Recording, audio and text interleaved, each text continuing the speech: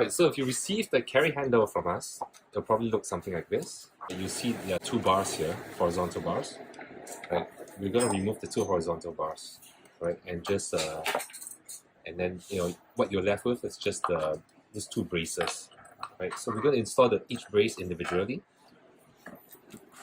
Inside of this 08, there are two screws here, right. Use an Allen key with maybe like a ball head like that, right, so that you can angle it and you can unscrew those two screws out from the sides here.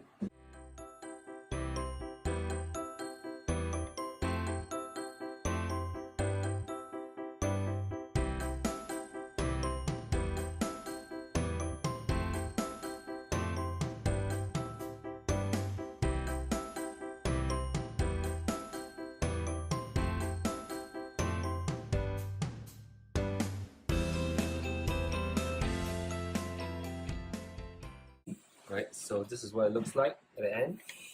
Right, this actually serves as two functions. Right, it can be a step for your foot. Right, you can see the space of the 08. It's kind of limited. So when you want additional space for your foot, you can step on it without stepping on the rear fender, which would break the rear fender. So this adds another layer, extra space, rear estate for your 08. And also it's a way for you to carry up the 08